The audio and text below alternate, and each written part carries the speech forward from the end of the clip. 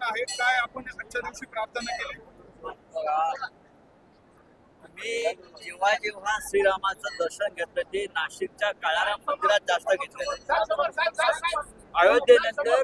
अयोध्येनंतर काळाराम मंदिर हे माझ्यासाठी कायम श्रद्धेची जागा. खरं म्हणजे रामनवमीला देशभरामध्ये महाराष्ट्रात ठिकठिकाणी उत्सव साजरे होतात. पण हे जे मंदिर आहे काळाराम मंदिर, याचा या देशातल्या सामाजिक संघर्ष आणि चळवळीशी फार मोठं योगदान आणि संबंध.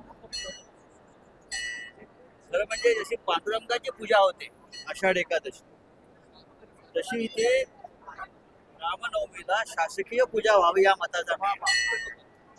इथे शासकीय पूजा व्हायला पाहिजे आणि राज्याच्या मुख्यमंत्र्यांनी ती पूजा केली पाहिजे. कारण हे फक्त धार्मिक स्थान नाही, तर महाराष्ट्राचं हे देशाचं सामाजिक चळवळीचं मोठं केंद्र होत आहे. मुख्यमंत्र्यांनी यायला पाहिजे. पण माझ्या माहितीप्रमाणे देवेंद्र फडणवीस तीर्थयात्रा फार करतात, पण गेल्या 20-25 वर्षापासून ते काळाराम मंदिरात का आले नाहीत, हा माझ्याकडे कायम प्रश्न. का हा बहुजनांचा देव आहे म्हणून आले नाही, की त्यांच्या मनामध्ये काय काळाराम मंदिराविषयी का अडी आहे का, मला माहित नाही. असं असू नये.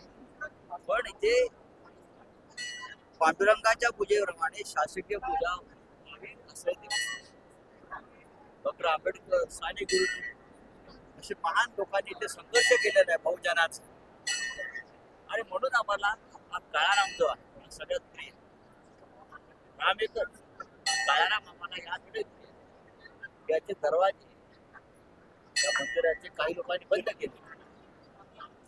आंबेडकरांसारख्या नेत्यांना, साने गुरुजींसारख्या नेत्यांना पुण्याला नव्हतं. म्हणून इथे महाराष्ट्राचं जे काय आपण पुरोगामी महाराष्ट्र म्हणतो ना, त्या पुरोगामी महाराष्ट्राचंही देवस्थान म्हणून आम्ही इथे येतो.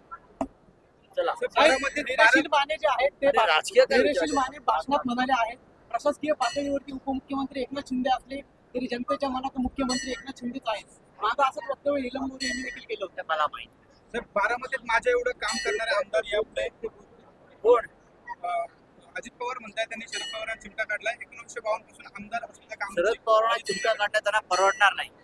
मंत्री शरद पवार मंत्री गिरीश महाजन यांचे आय एस अधिकाऱ्यांसोबत संबंध आहे असा गौप्यस्फोट जो आहे तो एकनाथ खडसे यांनी केलेला आहे. कोणाबरोबर? एक आय एस अधिकाऱ्यांसोबत. आणि त्यांचे जर रेकॉर्ड बाहेर काढले 10 वर्षातले तर बाहेर निघेल. देवाच्या दरबारात दारामध्ये कुठे या गोष्टीवर चर्चा करायची? साहेब, एक महत्वाचा प्रश्न होता. शरद पवारांनी रुग्णालयाला दिलेली जागा जी आहे ती मंगेशकर ट्रस्टने संघाच्या लोकांना दिली. पुण्याचे माजी महापौर जे आहेत सुरतवाला यांनी केलं. बघा, ते सगळं समोर आलेलं आहे. सरकार चौकशी करत आहे. इस्पितळ ही किमान माणुसकी दाखवायची जागा आहे.